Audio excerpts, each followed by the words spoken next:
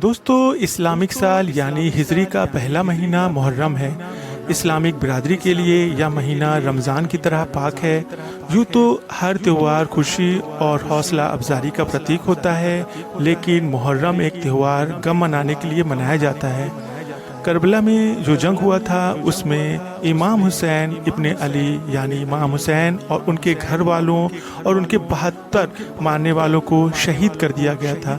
क्या आपको पता है एक मजहब का तबका भी जंग लड़ा था? और क्या आपको ये भी पता है ये मजहबी तबका मातम मनाता है? ये सब जानने से पहले आप हमारे YouTube चैनल अल मजीद को सब्सक्राइब, लाइक और अपने दोस्तों में ज़रूर से ज़रूर शेयर करें। दोस्तों, करबला का जो जंग हुआ था सिर्फ मुसलमानों के लिए ही नहीं बल्कि एक मजहबी तबका ब्राह्मणों के लिए भी बहुत मायने रखता है। बहुत ही कम लोग ये जानते हैं कि दक्षिण एशिया खासकर भारत में एक ऐसा बिरादरी भी रहता है जिसका इमाम हुसैन इब्न अली से लड़ाई से जुड़ाव रहा है।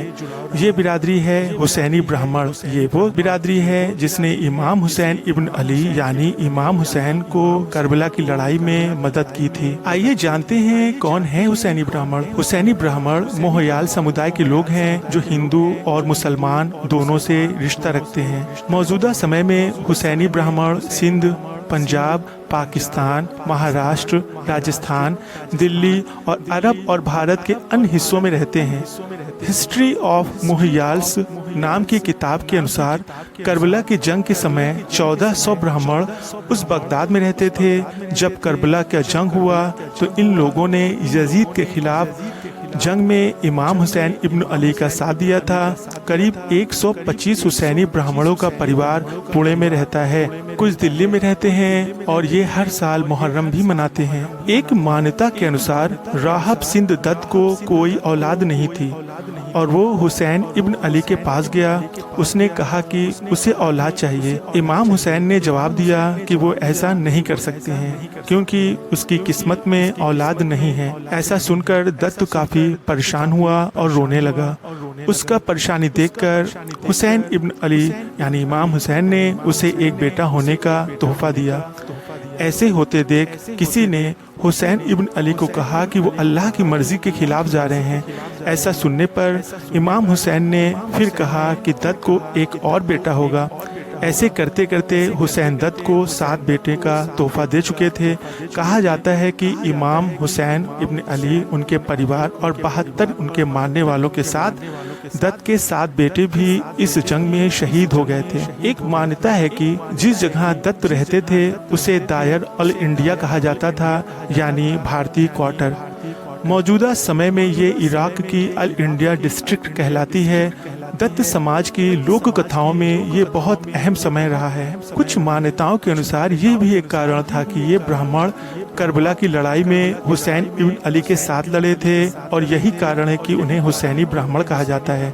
वैसे तो बंटवारे के पहले भारत में हुसैनी ब्राह्मण लाहौर में रहते थे, लेकिन अब उनका एक अहम गढ़ माना जाता है पुष्कर को। अजमेर की दरगाह में जहां मोइनुद्दीन चिश्ती रहमतुल्लाह अलैह ने अपनी आखिरी सांसें ली थीं, वहां अब भी कई लोग मिल जाएंगे जो खुद को हुसैनी ब्राह्मण कहेंगे। ये ब्राह्मण न ही पूरी तरह से हिंदू हैं न ही पूरी तरह से मुस्लिम। वो मिली जुली मान्यताओं पर भरोसा करते हैं। दत्त ऐसे ही हुसैनी ब्राह्मणों में से एक हैं। कहा जाता है कि हुसैनी ब्राह्मणों को इमाम हुसैन से बहुत मोहब्बत थी। इतनी मोहब्बत कि जब उन्हें इमाम हुसैन इब्न अली यानी इमाम हुसैन की शहादत के बारे में पता चला तो अमीर मुख्तार के साथ मिलकर हुसैनी ब्राह्मणों ने हुसैन इब्न अली का बदला लिया था। राहिब सिंध दत्त पैगंबर का एहसान नहीं भूले थे और इसलिए जब उन्हें पता चला कि यजीद की फौज इमाम हुसैन इब्न अली का सिर काट कर कूफा शहर ले जा रही है तो अपने जत्थे के साथ वो गए और लड़ाई में इमाम हुसैन इब्न अली का सिर ले आए। दरअसल ये लोग करबला की लड़ाई में भी गए थे, लेकिन इमाम हुसैन इब्न अली ने उन्हें वापस भेज दिया था क्योंकि वो काफिलों को दस्ते में बदलना नहीं चाहते थे।